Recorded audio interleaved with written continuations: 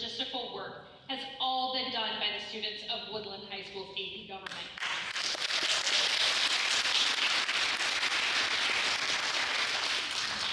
Can you tell I'm proud? This evening, our students will be moderating, timing, and supporting the candidate forum. The format, questions, and PR and logistical work has been really an effort of love for our students. We've had 12 days from start to finish to do this work, and I hope this evening your questions will be answered, and you know that we have an opportunity for you to answer additional questions, or to ask additional questions with the QR code that you have been provided.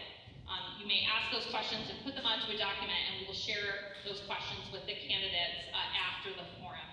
Without delay, I'd like to introduce you to one of tonight's moderators to kick off the event. So this is Tegan.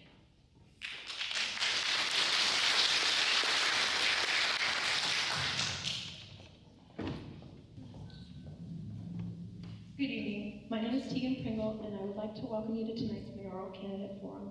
Mr. Dinehart and Mr. Finn have agreed to turn over the planning to us, the AP Government class. This evening we will begin with opening statements from both candidates. Afterwards, we will ask 15 questions on a variety of topics. All topics have been shared with the candidates ahead of time. Each candidate has 2 minutes to respond to each question. There will be a 10-minute intermission after question 8 is answered. At the end of the forum, each candidate will have allocated time to offer a closing response. We will then close the forum with some parting words. Before we took the stage, we conducted a coin flip to determine speaking order. Mr. Dinehart called the coin flip, and the winner of the coin flip was Mr. Dinehart. So Mr. Dinehart will begin his response first. In the second half, we will shift the order of responding, and Mr. Finn will begin his response first.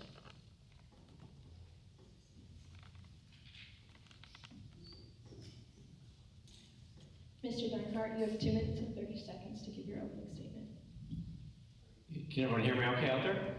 First of all, thank you very much. Thank you very much for doing this. I think this is a great way for the community to come together, regardless of where you stand on your issues, where you stand on your preference for mayor. We as a community need to come together and start a conversation. So that's the first thing. Second thing here is it's time for a change. 12 years ago, Darlene Johnson approached me. We met at the Oak Tree for breakfast a few times to run for mayor. It wasn't the right time for me. I was involved with my kids. I was going to school boards. My wife and I were raising our beautiful family. They're out of the house now, and now is the time to make a difference in Woodland. So people have asked, well, why are you running now? 31 years accounting experience. I was Vice President Controller of Finance at Pacific Power and Light. I've been there for 28 years. I'm now Vice President of Employee Experience. I come with experience and ability to read and make logic of numbers here. So why all of a sudden do we need change here inside our Woodland? Let me go through just what's happened in the last 4 or 5 months.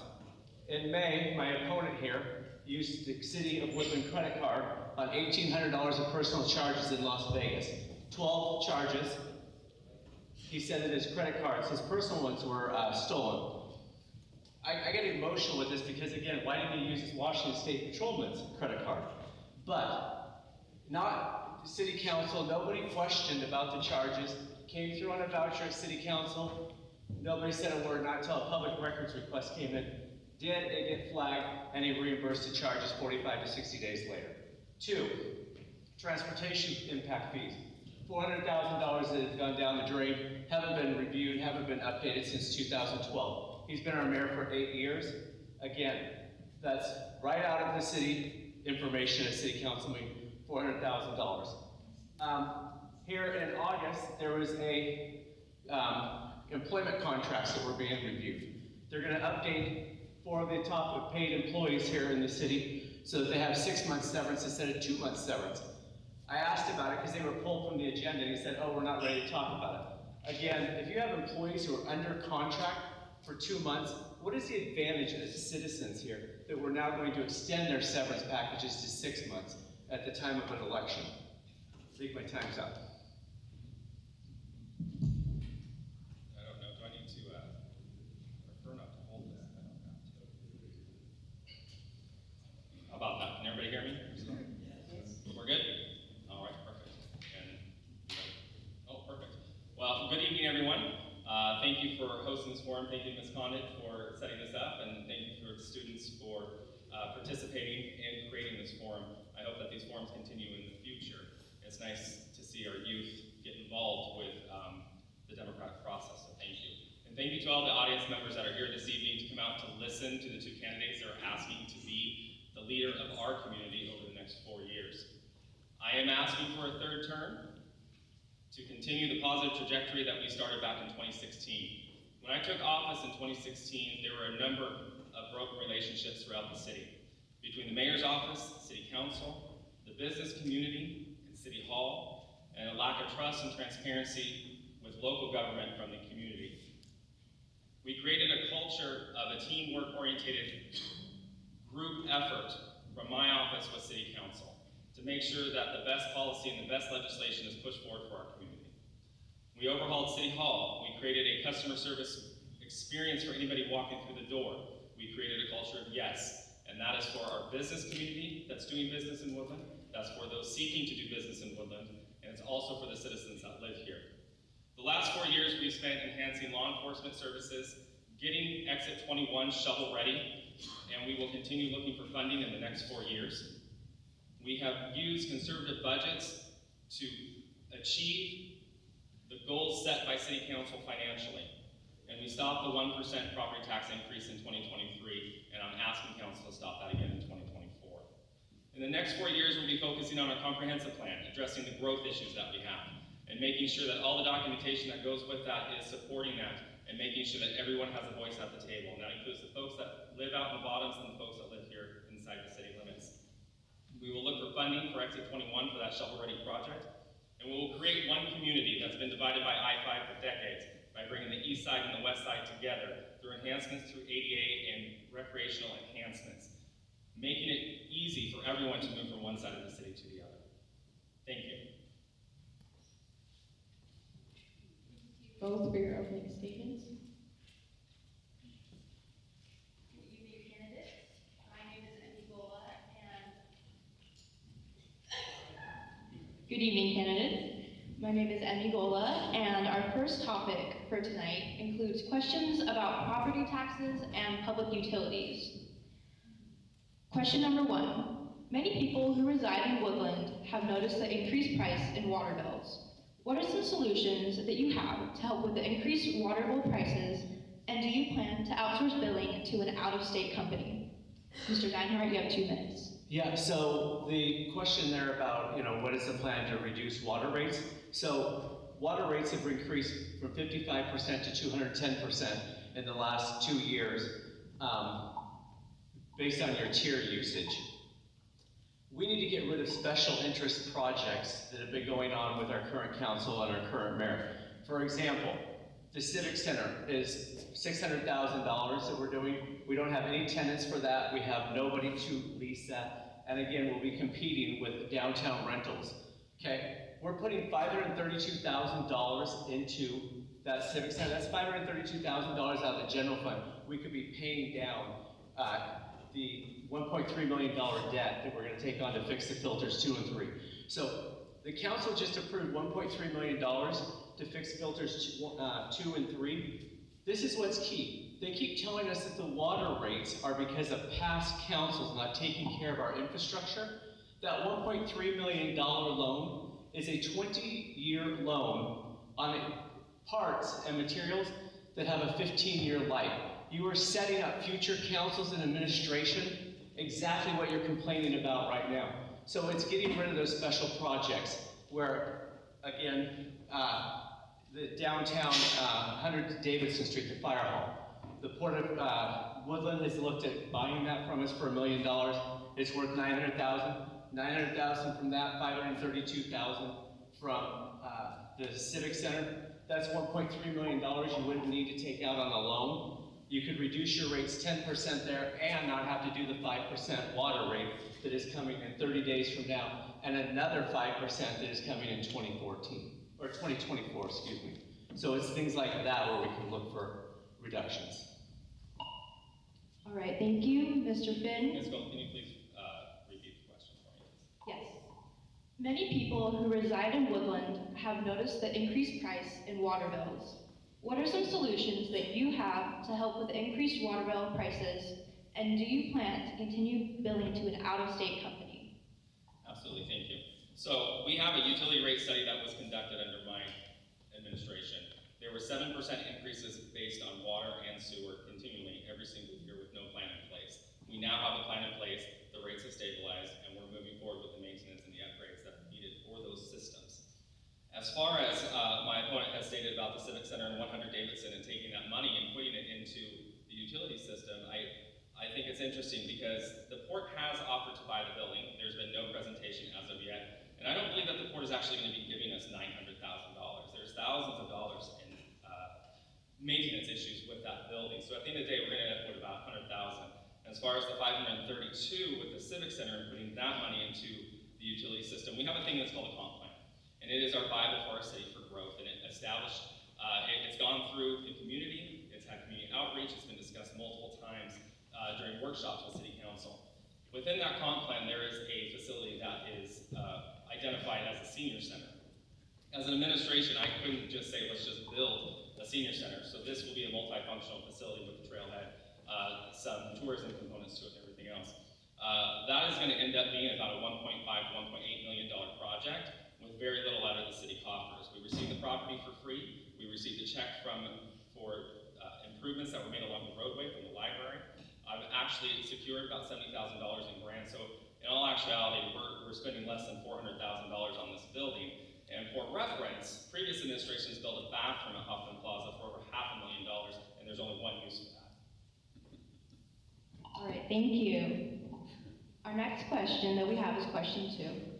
Woodland is a growing community. Recently, there have been conversations on social media discussing the increase of property taxes in response to the rising property value. How do you plan on keeping taxes manageable for the citizens of this town? Mr. Dinehart, you have 2 minutes. Yeah, so property taxes, a lot of those are, if you look at it, there's about $900,000 that goes into this city here. Like Finn said, I do agree with that. We should not be increasing the 1% every year. The city should be living within their means. If you look at sales tax dollars have been increasing every year. Inflation, goods and services are more expensive, sales tax is up. There is no reason we should be increasing our levy dollars into the sales tax. So it comes back to us as a city working hard to live within our means. Back on the Civic Center, the paperwork from the City Council was $472,000 plus $50,000 that was supposed to be coming from the port is $532,000. So I go back to this here. If we can spend $532,000 out of our general fund, we can buy Spruce Bar and Grill in 2021 to house 4 city employees for $400,000. We, as a city, can find money within our budget to make it so that we're not putting a huge financial burden on our citizens. We owe that to each and every one of us here. We should make it livable here. There's no reason not to do it. All right, thank you. So my administration through the last budgeting process asked City Council not to approve the 1% increase in property tax collection. We know that the utility bills are elevated due to the fact that we have a number of projects that are coming. Trying to find ways to address that and create an impact at home, this is one way that we were able to do that by not increasing that. We're advocating for that again. I don't get a vote on this. This is all up to City Council when it comes to the budget, and we're advocating for that 1% increase not to happen again in 2024. Furthermore, last session at our state legislation, during that session, they were trying to make it to where cities could increase property tax by 3%. And we advocated against that as well. We don't believe that we should be having the capabilities of putting a burden on our property owners within the city. Was there any more to that question besides just the property tax? Would you like me to repeat the question? Yes, please. Okay. Woodland is a growing community. Recently, there have been conversations on social media discussing the increase of property taxes in response to the rising property value. How do you plan on keeping taxes manageable for the citizens of this town? Gotcha. So I answered the first part of that. The second part of that is making sure that folks are getting out to vote as well. There are a number of initiatives and measures that come out on a ballot and making sure that the voice of the people is heard when it comes to that. So ensuring that the vote is being conducted properly and making sure that that information regarding that vote is passed on to the voting public. And I just want to go back to the utilities as well. I do support outsourcing because I believe that private industry can do it better than government. So yes, I do support the outsourcing of those utility bills. And in fact, we've actually saved money by getting rid of the Friends and Family Plan that was established, and we've corrected a lot of wrongs that we recognized once we outsourced those bills. We are monitoring that contract and making sure that we are receiving the best possible service. Thank you. Good evening, my name is Sahara McPullen. Our next topic for tonight includes questions about construction and traffic. Question number 3. Neighboring towns like Richfield and Kalama are focused on improving the city's appearance to attract tourism. Do you have any plans to continue Woodland's beautification and development? If so, what are they? Mr. Dinehart? Yeah, before I get to that really quickly, the friends and family discounts that he talks about, I want to be clear. The mayor for 8 years, that falls onto his leadership. So when he says he had to get rid of friends and family discounts, that falls under his. That's why we need new leadership. What are we going to do? We need to revitalize downtown. We need to make it so that it is an attraction. People want to go down there. We have Horseshoe. It is the crown jewel of our town. People go down there on the weekends, use it, and then they turn around and just leave. We need to revitalize downtown. So, for example, when the port comes to us and broaches the idea of revitalizing that corner intersection there, putting 3 food carts in there, that we are going to not compete when one is an ice cream and we already have an ice cream, one's going to serve, smoke and barbecue or pizza when we have another restaurant right next door. That is not our solution. We need to work and partner with our port, who is there as business development, economic. That is that arm that we use. And if they broach that subject and let them, perfect, let's go for it. We need to get rid of red tape inside downtown. If you look at the businesses, individuals that come and want to be a part there, it's too much red tape, it's bureaucracy. We have a family that would like to put food carts in on a blank lot there in downtown. They've been trying for months and months. Bureaucracy, bureaucracy, bureaucracy. And now all of a sudden, because we're going to put 3 food carts and we're going to get about $1,000 a month in revenue on a $900,000 building, which really doesn't, have a good return on investment. The city is working with them to say, oh, what can we do? We got a lot of things that we can do downtown, and that's where it starts with the beautification. Thank you, Mr. Dinehart. That was a lot, so I need the question again, because I'm not quite sure what the actual details are needed. Neighboring towns like Richfield and Kalama are focused on improving the city's appearance to attract tourism. Do you have any plans to continue Woodland's beautification and development? If so, what are they? Absolutely. So we've been working with, and speaking of downtown, we've been working with Downtown Woodland Revitalization, which is DWR. We've actually worked with them to move the historic downtown to the intersection of Lakeshore and Garrett Street. So that is the opening to our city now. It used to be down at the 4-way stop near the bank and Horseshoe Lake Park. We've also had some improvements done along Lakeshore to create a 10-foot walking path to make it friendly for folks to get across town or to get to the park there. And we'll be installing the same lights that are in downtown along that roadway, along with the banners and the flower baskets, and making it an attraction for folks to come into town. As I spoke in the beginning, we are working on ADA and recreational improvements on the east side of town that will connect downtown to that new civic center, which will be a new trailhead. So connecting both sides of our community from the east side to the west side, and making it easy for folks to get around and enjoy the city on both sides, not just downtown. And as far as the port goes, I would be interested to see the list of economic development that they've created since I've been in office. I can go down a whole list of businesses that have come down or that have opened, and to include BMRV, the expansion of Atlas Plumbing, the expansion of Columbia River Carbonates. For the port to say that the city is not an economic driver, I disagree with that. And for Mr. Dinehart to suggest that we should sell this building that is a very prominent piece of property within the city and get it out of the city's portfolio, I find a little inappropriate as well. The port is not going to give us $900,000. And if they were, it's going to be on the backs of the taxpayers. That project that they want to do is going to raise taxes throughout the district. I've talked to them. It's over $7 million that they're going to collect from the district once they buy this building or attempt to buy this building. So as good as it sounds, sometimes if it sounds too good, it's probably true. Thank Thank you, Mr. Finn. Our next question will be question 4. There are plans to break ground on the Woodlands Civic Center. What is your vision for the purpose of this unique city building? Mr. Dinehart? Yeah, so really quickly, back on the civics, or on the $900,000 property, you can, when you sell something, put terms and conditions in there. So it's not like you're just turning over 100 Davidson, the old fire hall, and saying, here, do whatever you want with.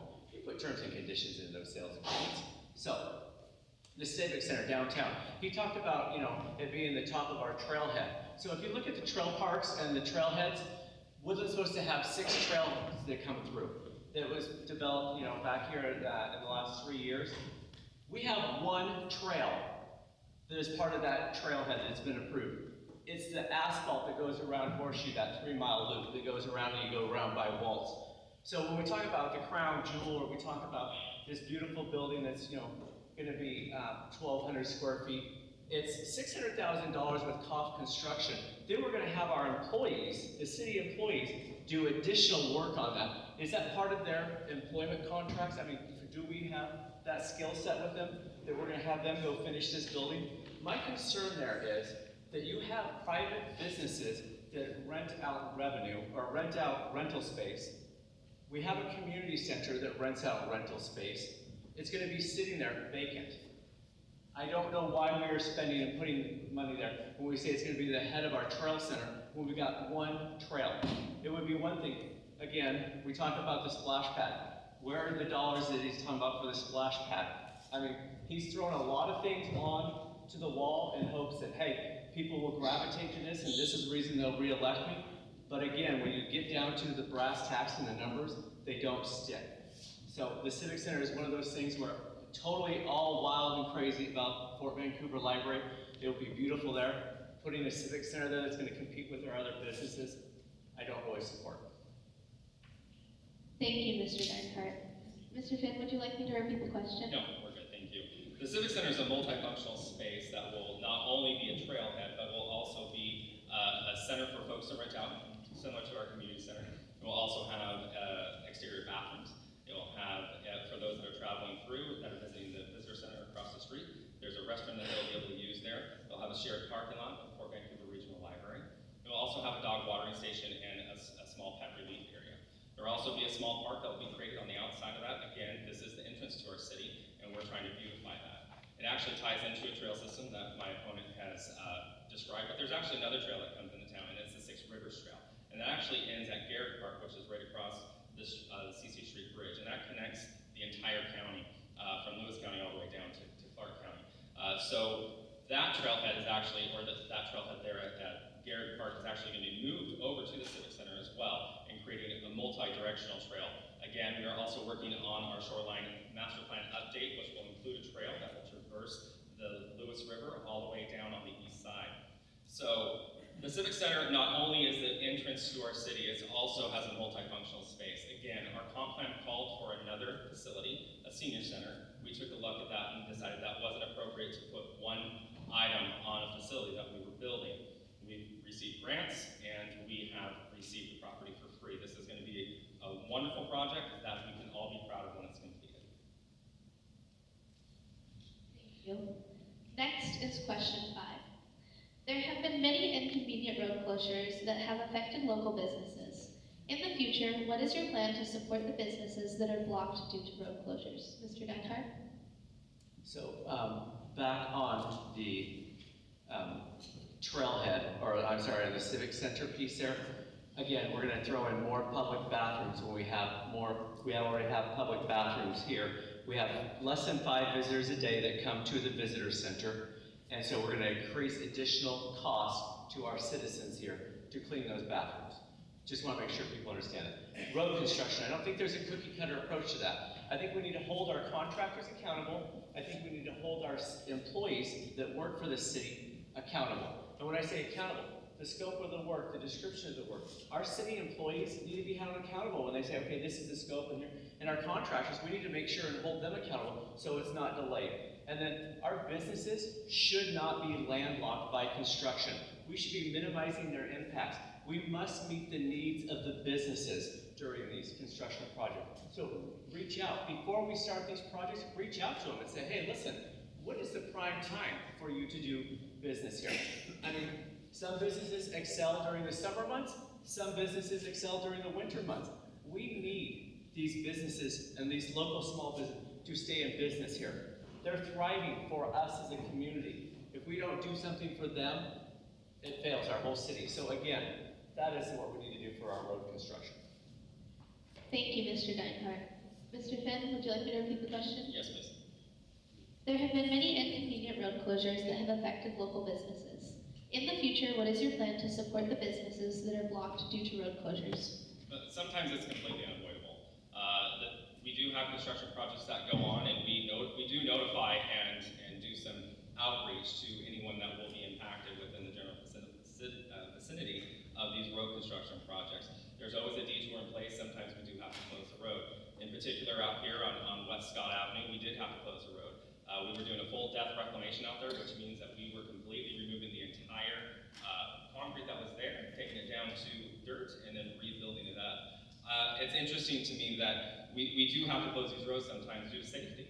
And we had to do that with West Scott sometime back a few months ago. When folks don't follow traffic control, it puts the safety risk on the workers that are actually on the roadway. And there are times that we have to take dramatic steps in order to keep them safe and to keep the rest of the motoring public safe.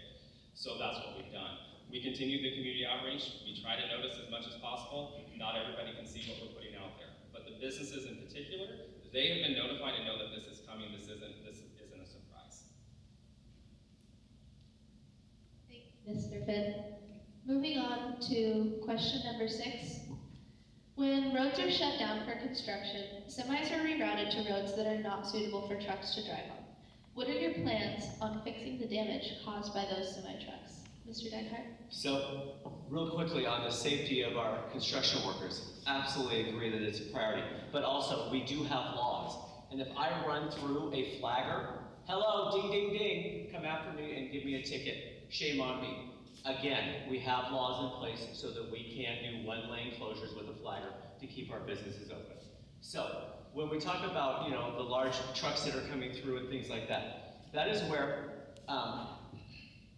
when you have a proper transportation impact fees, we can't use those to repair, but we can use that for new.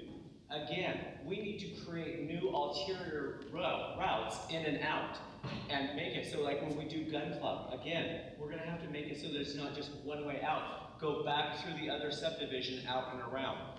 So when we talk about these large construction projects that are here, and the wear and tear on there, if we have the transportation impact dollars, we can build new construction so that they're not all going down one route. Thank you, Mr. Dinehart. Mr. Finn, would you like me to repeat the question? No, thank you. So there's always a plan in place when there's road construction, especially for our big truck traffic. We do have a truck route through town, and sometimes there's detours that are placed. We do have exit 21. We try to reroute and put the signs up as appropriate. When it comes to the damage that's created, our infrastructure is heavily damaged in some areas, and I can look at South Pekin as one of those areas where we had to reroute trucks during the Lakeshore project. That road was already damaged, and putting those heavy trucks on that road created some more issues. My administration has tried multiple times to have that road repaved, and when we talk about repaving, it comes from outside dollars. My opponent has talked about transportation impact fees and the fact that they haven't been raised. He said that publicly before, and that's on me, and that's my fault. The fact of the matter is there's a process that's in place. And again, back to the comp plan. Once the comp plan has been updated, you have the ability to do the other portions and the other documents that come with that. And that is increasing the impact fee, increasing the park impact fees, fire fees, all the fees that come along with new construction.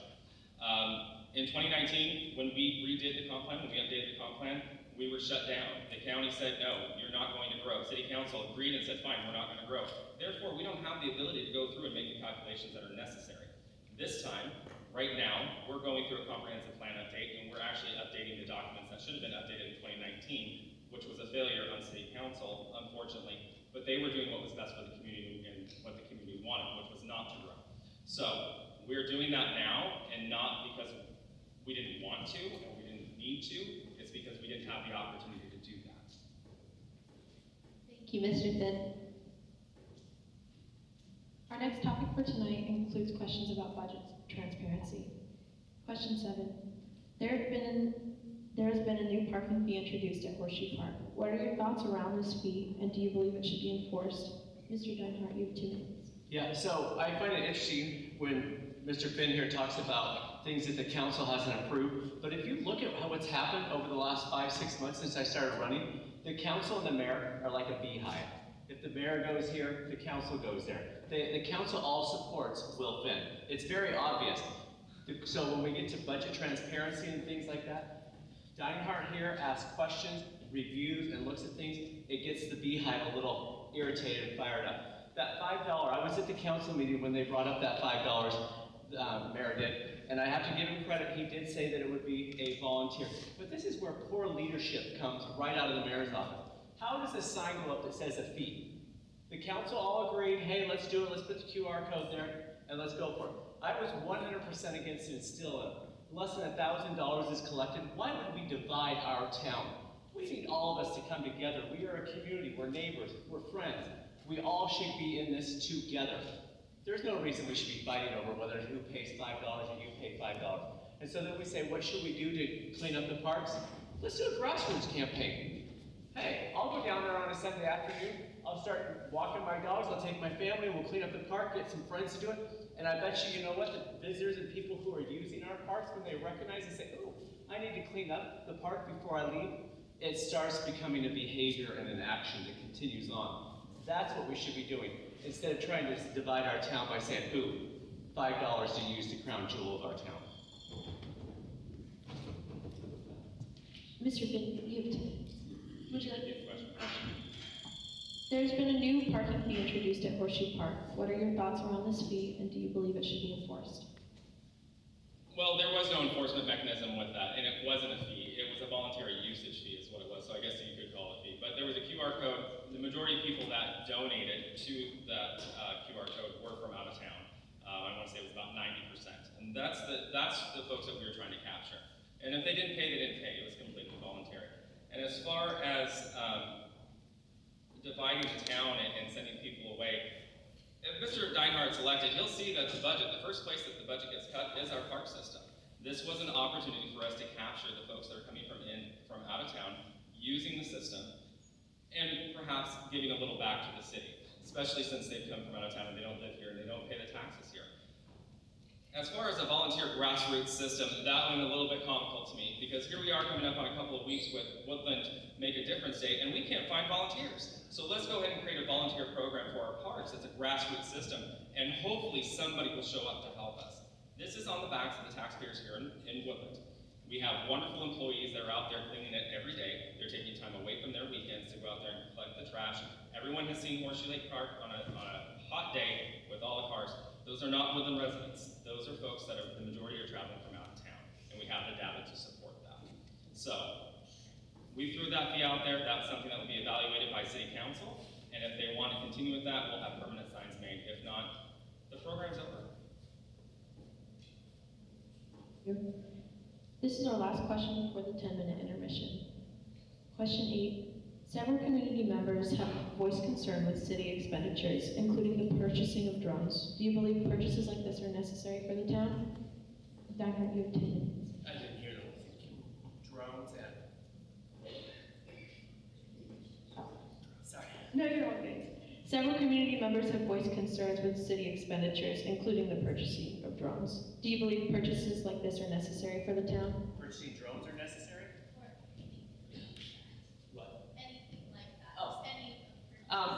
So, really quickly on the $5 parks, we have local businesses on, Davidson Street, restaurants. If you get people from out of town that go to the parks and then go visit our restaurants, their sales tax is going to be more than the $5 they just paid there. So we should not be looking and saying, hey, these out of towners and discriminate. We have local businesses that reside or be here because of out of towners. So I want to be careful with that one. When we talk about drones, every purchase that we make, the first question should be, how does that benefit the citizens of Woodland? It should not be, hey, do I like this, or how is that going to benefit that? We've got 6,500 residents in Woodland, and if we make a purchase, it should be like, what does this benefit the citizens here? So drones, absolutely, I think there's good purposes and good reasons to use it.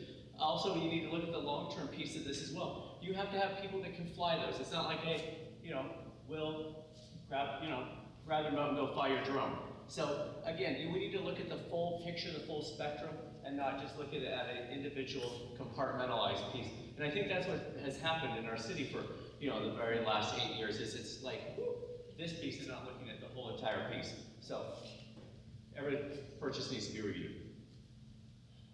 Thank you. Would you like me to repeat the question? I'm good, thank you. As I didn't realize that folks were upset about the drone program that we created in our police department.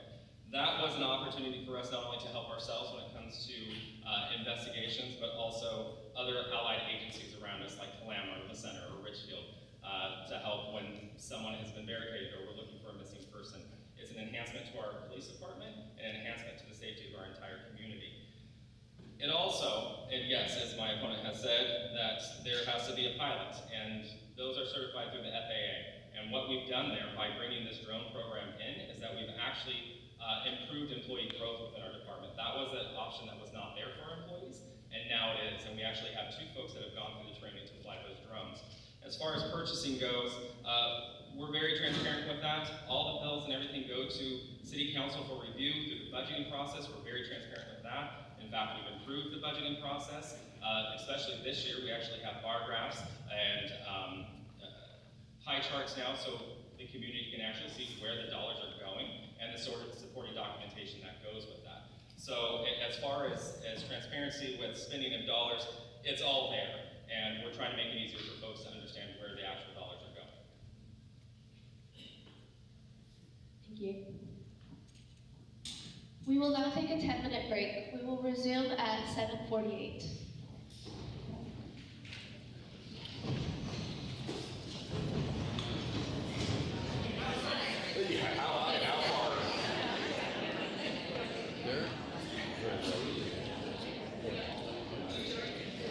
If we could have everyone please take a seat. We will continue the remaining questions. Because Mr. Dinehart responded first to each of the questions in the first round, Mr. Finn will be responding first in the second round of questions.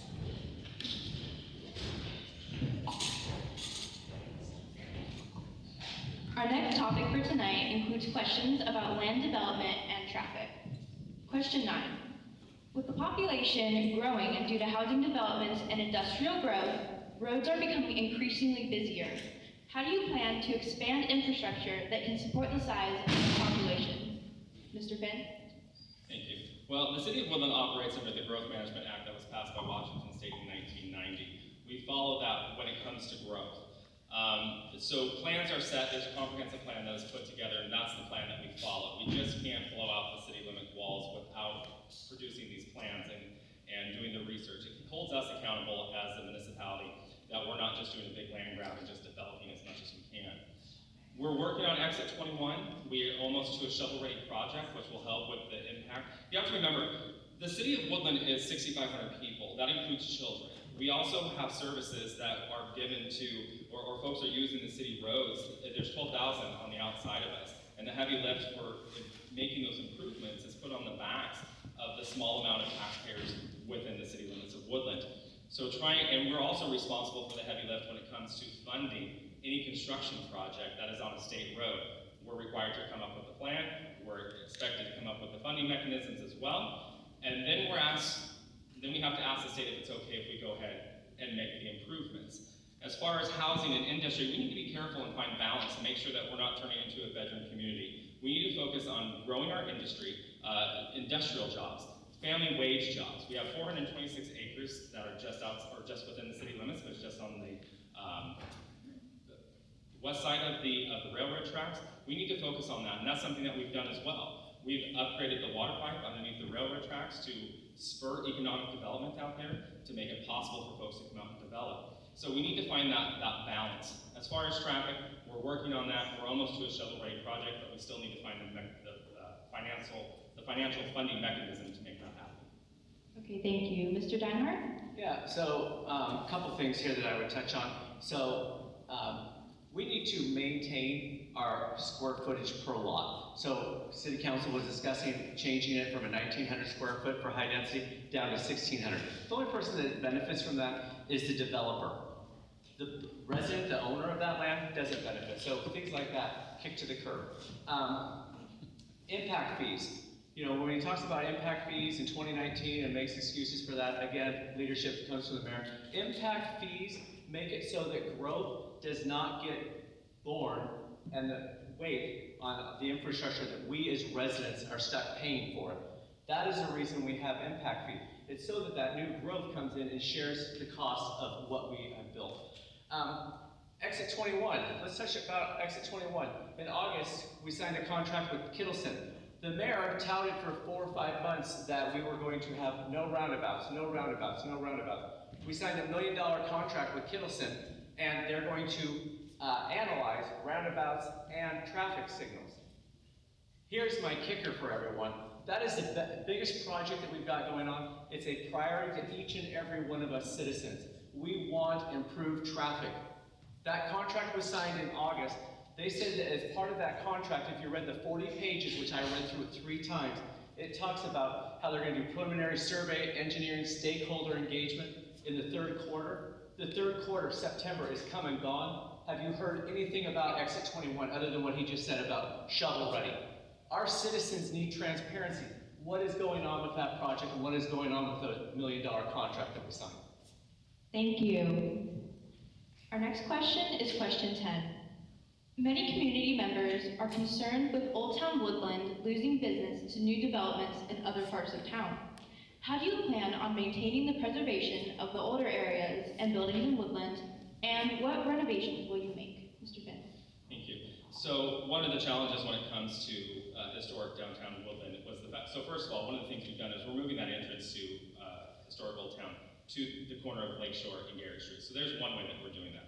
A few years ago, we had a marketability study done where we had somebody come through, they did a walkthrough, they were passing through the area and meeting the communities along the way. They gave us some options and some things that we needed to do as a city.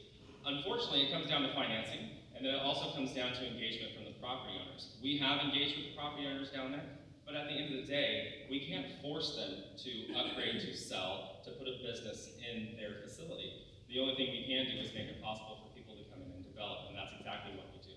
We've overhauled City Hall, we've made it a customer service friendly environment, we've come from a place of yes. People that are looking to do business in Woodland, we have gotten rid of the stigmatism that we are an unbusiness friendly community, and we don't want industry here, and that's just simply not true. So anytime that someone's coming in, we are walking them through the process. We've upgraded technology when it comes to the permitting system. Those that are doing work within the city can follow their project online now to see what aspects are, so there's no surprises when they come to sit down with us. They know exactly what the expectations are, and we're walking them through that process. So as far as downtown goes, we can't force the property owners to sell, we can't force the property owners to develop. The only thing we can do is be available when they are ready to do that. Mr. Dinehart. Yeah, so we've heard it twice now that we're a customer service culture at City Hall. We outsource our billings to Texas. We closed City Hall on Fridays. So how is that customer service? If you have issues with your water bill, and I bet I could ask you all to raise your hand here, who has had to deal with Mayoral and that issue? I bet we would have lots of people, and we haven't had customer service coming back. So I will dispute customer service culture there. When we get back to this question about what about doing downtown, we need to make it affordable for our residents here. Water rates, 210% increase. How can a homeowner revitalize, remodel, update, do construction to their home when they are paying 210% more for their water today than they were 2 years ago? We want residents to stay there. My wife's family, my wife grew up on 3rd Street down there. You go back there, we love to look at the houses. Things like that, they need to be able to be updated, but you can't expect residents to have to go do that. And then when you talk about revitalizing downtown, again, we need to get people there. Charging people and trying to say, well, out-of-towners for the parks. Again, we want people to come in and use our downtown businesses. We need to get rid of the red tape so that the empty businesses and the empty lots that are sitting there in downtown are used and revitalized. Thank you. Our next question is question 11. There are several hundred houses in development in Woodland, including the development of the Woodland Bottoms. What are your concerns about rapid housing growth, Mr. Finn? I missed the last part of that. What are your concerns about rapid housing growth? Rapid housing growth, got it, thank you. We do have a number of neighborhoods that are in the works. I would like to go back to the outsourcing portion that my opponent just brought up. Utility billing just isn't one thing that we outsource. We outsource building inspections, we outsource our utility bills, we also outsource our attorneys. So to say that we don't utilize folks on the outside of the city and industry can do it better than government. I mean, I don't know how many times I can say that. And we've reduced the number and the cost of money going to salaries inside City Hall now, and we're getting a better service for it. As far as rapid housing, we can't control what the county does on the outside of Woodland. We feel the impacts of those as a community when it comes to traffic, to our schools, and to the emergency services that we have.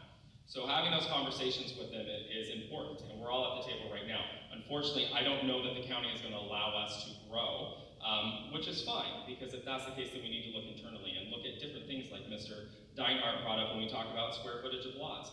We have to be able to either build out or build up somehow.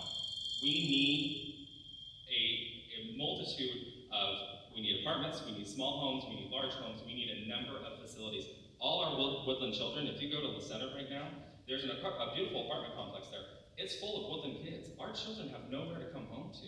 If we don't start making changes internally or growing, we have nowhere to house our families. We have nowhere for them to come home to. And that, to me, is important, is making sure that we have the facilities and we have the resources for folks to sell their first-time home and upgrade to another one, staying in their community, so they're able to sell that first-time home that they have to another Woodland person. Thank you. Mr. Dinehart? Yeah, I'm going to touch on the 426 acres piece deal here.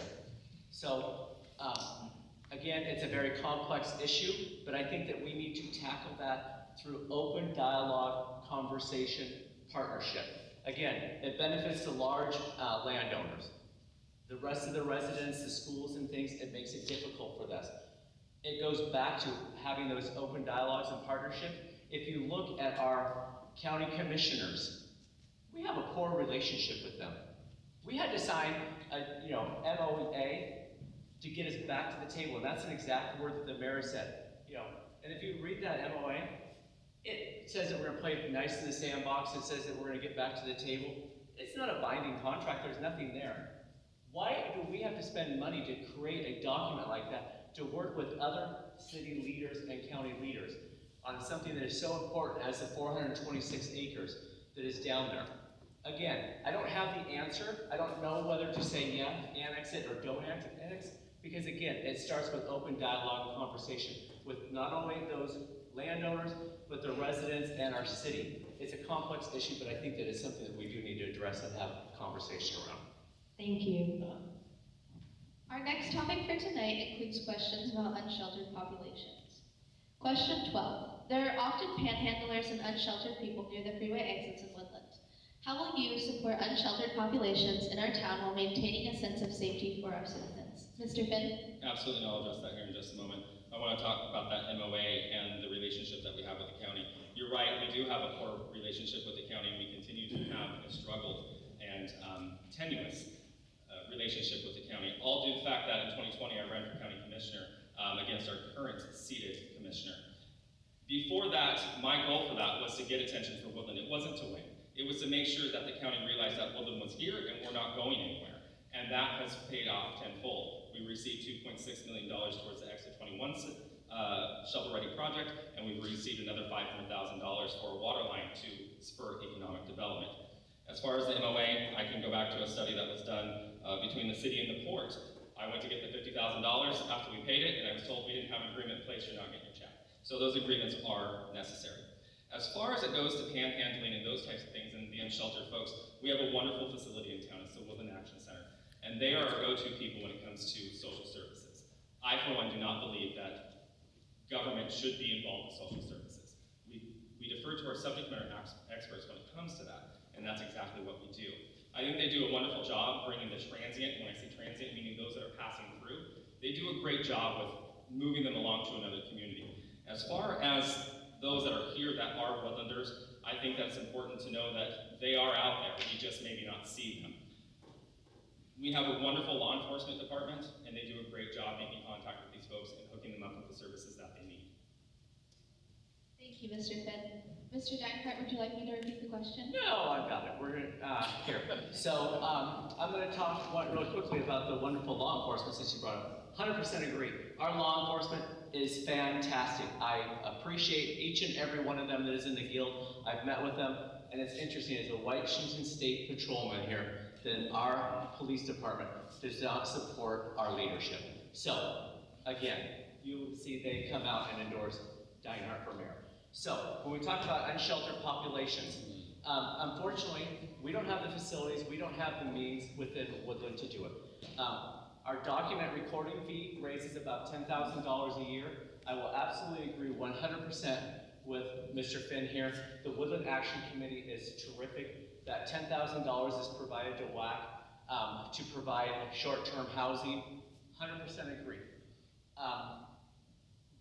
What is important here, how do we make sure that additional residents don't lose their houses? How do we make it affordable for our residents? How close are several of our neighbors, our friends, who are on their last paychecks and things?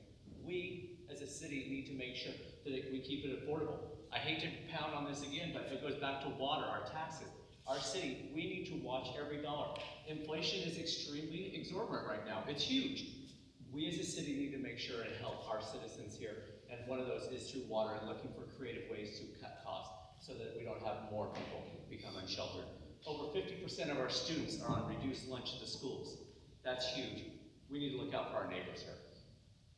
Thank you, Mr. Dinehart.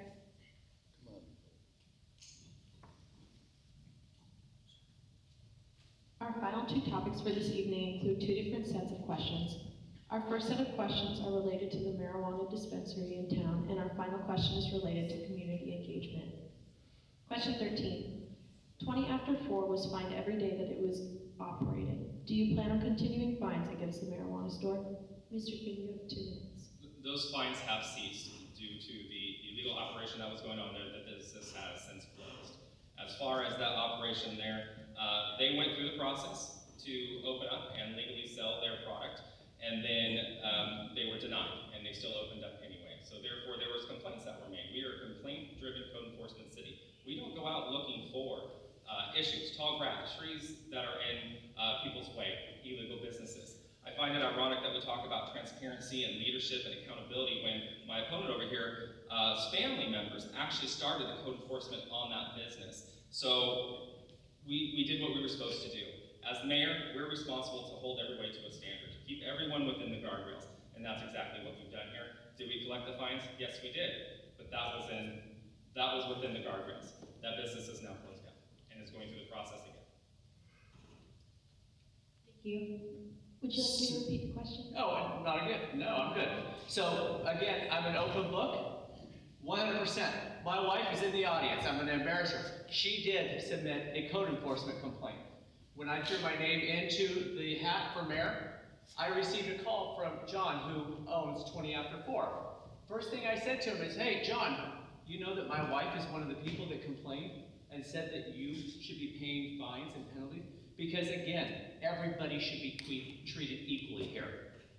Again, this is no shock. I'm not hiding behind anything. What is Todd's view on 20 after 4? The citizens should get to decide. This isn't what Todd wants. This isn't what you want. It's what we have 6,500 residents in here. We didn't build a wall and say, hey, no one else can come in and these are the constant citizens that live here. We in 2012 voted on whether to legalize marijuana in the state of Washington. We have never voted as citizens here of what we want in Woodland. I, therefore, am 100% in agreement that we as citizens should get to vote. There's rumors out there that the 20 after 4 has given Dinehart $15,000 he's funded. Let me shut that down right now. Not a single person has given money to Dinehart's campaign from Cowlitz County. Have they offered? Absolutely. I do not want a single dollar from 20 after 4 or anyone in the county because I don't want to be indebted to anyone. I want to be able to say, clear conscience, what is best for us. Then you say, okay, your sign is at that business. My sign is at that business, not because of 20 after 4.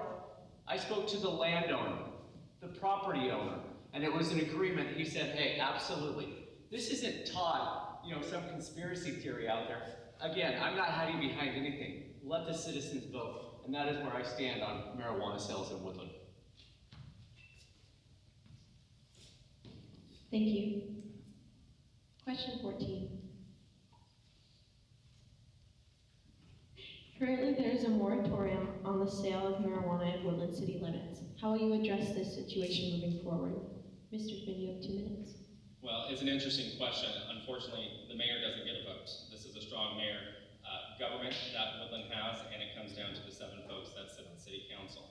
As far as sending a vote to the people to allow the retail sales, I disagree with that, and it does come down to a leadership issue. There are 7 members of our community that have been elected to a board to be representatives of the 6,500 people here. And when we say 6,500, again, that includes children. You're looking at 3,400 voters within the community. There are others that are here that are not voters, but still need to be represented. You have to represent the folks, everyone. You just can't represent the ones that agree with you. As far as retail marijuana sales and the moratorium being lifted, if I had a vote, I would be no. And I've been open about that. I live in a world of law enforcement, as my opponent has brought up. 2022, 61% of fatality collisions that occurred on a state route or across the state on any roadway was due to an impaired driver. I live in a different world. I see a different version of what impairment can do. I do not support bringing this into our community, and I do not support having it in the faces of our children. Just the other day, there was a child at school, one of our middle schoolers, came into school high on marijuana. There's accessibility issues that are there for me as well. I don't want that in the face of our children. If I had a vote, it would be no, but I don't get a vote. It comes down to city council. Thank you. Mr. Dinehart, would you like me to repeat? I'm good still. So let's talk about a couple things here. He says it talks about a council and things. You all are aware that 40% of our city councilors have been appointed. We in this room did not get to elect them. One of them lives in the mayor's neighborhood. One of them's wife is best friends with another council member. So when we sit there and talk about what is best for us as citizens, we have not been able to vote for those people. So that's the first thing. And then when we talk about code enforcement, just so we clear up the last thing, when 20 after 4 closed down, my wife, how many people have gotten a personalized note from the mayor on a code enforcement? There's hundreds of code enforcements that come out there. He doesn't sign them and send them to anyone. He sent one to my wife, though. He made sure to, whoop, here, let me stick it to you, Mrs. Dinehart. But you know what? We've been very candid and clear that, yes, she submitted a code and where I stand on it. So, when we talk about the vote, and people talk about, the cost and all those things, again, this is creating solutions. I have reached out to the business 20 after 4 because people throw anywhere that it could be up to $90,000 to put it on the ballot and everything. Well, just today I read that Longview Schools will be putting a measure on the ballot in February. I reached out to John, the owner, and said, John, would you be willing to pay for that referendum? He said, yes, I would. So there would be no cost to the citizens of Woodland. I also asked him, John, if the citizens vote it down, will you pack up and leave and get rid of this dispute here? And he said, absolutely, Dinehart, I will. So again, this is how we get to speak and use our voices for 6,500, 3,500. And then people talk about, well, we'll have additional, marijuana dispensaries. We would have to grow by 15 to 20,000 residents to have another marijuana dispensary license. So we are talking about one in Woodland. I'm not saying I'm for or against, but I am for each and every one of you to have a voice. Thank you. And our final question for this evening, question 15. How will you communicate with the citizens of Woodland and ensure their opinions and decisions are properly voiced? How will you respond to opinions differing from your own? Mr. Finn, you have 2 minutes. I would like to address some of the comments that were just made. I actually have 3 people that live in my neighborhood that sit on council. So it's not just one. There are multiple people. We're a small community. We live next to each other. We know who each other are. As far as taking a position on marijuana, I just want to recognize the fact that my opponent did not take a position on that, and I have, and I'm very specific on that, and I have not. As far as communication, we have an open door policy. We have a very personalized government within Woodland. There's times that I sit on my doorstep because somebody knocked on my door. You have to be accessible as the mayor or as a council member. Communicating with newsletters, website updates, communicating through city council. We've actually opened up our meetings to allow for additional public testimony during our meetings, being a little bit more transparent. So allowing the citizens to come in and address the leaders within the community is great. We were kind of handcuffing them before. This is another opportunity for them to voice their opinions during a council meeting to those that are creating policy and legislation that will impact them and the businesses here in town. So that's one way. The other way we have is, again, that customer service component that we have at City Hall. If anyone needs anything, they're able to walk in, they're able to call, they're able to get a question answered. If we can't get that question answered or address the problem, we'll find a way to make that happen, or we'll find compromise if there's something we cannot do for them. So having that back and forth and that communication is extremely important, especially as leaders within our community, and I think that we're doing a really great job of that. All right, thank you. Mr. Dinehart? So, community comment, that opened up in June. When did I start running for mayor? In May, because I started running on transparency. Again, what started in June also? It started out as a weekly newsletter. It's been 19 weeks since that first one came out. There's 8 of them. That's not weekly. So, what are we going to do about transparency and community engagement? I sit at work. Every time I get done with a meeting, we send out a meeting notice, I do, of all the takeaway, the action items. How hard would it be by Wednesday after every council meeting for us to say, hey, if you want to be included on this distribution, here is a takeaway action items of what we did here. That's the first thing. 2, respond to emails, respond. How many people have reached out to the mayor's office and not gotten a response? I can go through and show you some of the responses that people have gotten and not gotten. Again, I brought actual documentation. I'm not here just to speak words. I'm here to show you exactly what I need to do. Transparency and community communication is key. Those are some of the first things I would do right there. And then when we talk about budget and we talk about transparency, we haven't had a budget financial numbers in the council meeting since May. That is something that we all know. Every month we talk about pie chart. We should be able to say, oh, this is what we received, this is what we paid out, and we should know. That is transparency. That is exactly. The funds of Woodland are all of ours. We need to know where it is. Do all of us reconcile our checking accounts? Do we know where our money is? It's no different. The city of Woodland is our checking account as well. Thank you. Each candidate will now have the opportunity to share some closing remarks. Each has been given 1 minute and 30 seconds. Mr. Dinehart, please share your closing remarks with our audience tonight. So, closing remarks. I'm very much about a republic. I don't care if you're going to vote for Todd, for Will. Just go out and vote, for 1. And 2, let's be respectful out there. Again, I've had some signs at a corner intersection. It's been ripped out 4 times now. Again, people who have had Dinehart signs, businesses have received derogatory emails, derogatory knocks on the door, derogatory text messages. Again, I will not show up at somebody's house who has a Will Finn sign up. I'm respectful. I appreciate that you are taking the liberty to show that you agree with voting. I would respect and appreciate the rest, because again, at the end of the day, in 4 weeks, 5 weeks, we're all going to come back together regardless of who our mayor is. We need to come back. We've got some of the smartest people in the room here, and we need to work together and communicate. Whether it is Will or Todd Dinehart, I hope that we all can come together as a community. Thank you. Mr. Finn? Absolutely. I just want to recognize the fact that there was no plan that was given this evening, and I think I've laid mine out pretty well for the next 4 years. First of all, thank you, Ms. Conant. I appreciate it. Students, I appreciate it. And thank you, everyone, for coming out tonight. Woodland is hard. We have serious challenges, and we need serious solutions from serious people that are willing to step up and take care of those challenges and find the solutions with the people that have been put in leadership to drive our community forward. You can't phone in being mayor. You have to be accessible. You have to be engaging, and you have to be available. That is the biggest thing about being mayor. Like I said, I've stood out on my porch when someone knocked on my door to discuss their utility bill for 30 minutes. I've missed family vacations. I've missed sporting events. I do it because I love this community with all of my heart.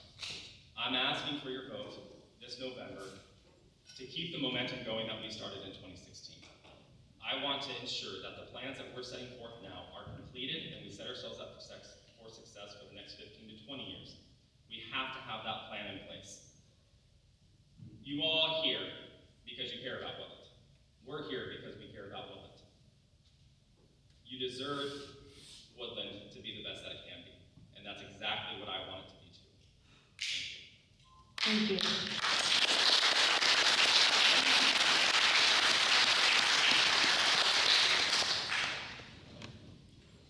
In closing this evening, there are several people we need to thank.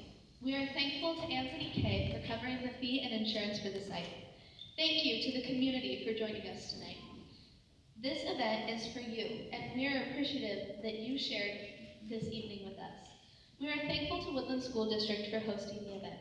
A special thank you to Mr. Mike Lindsay for your logistical assistance and to our custodial crew, Camille Wilson and Tom Hammer, for your help in making this work.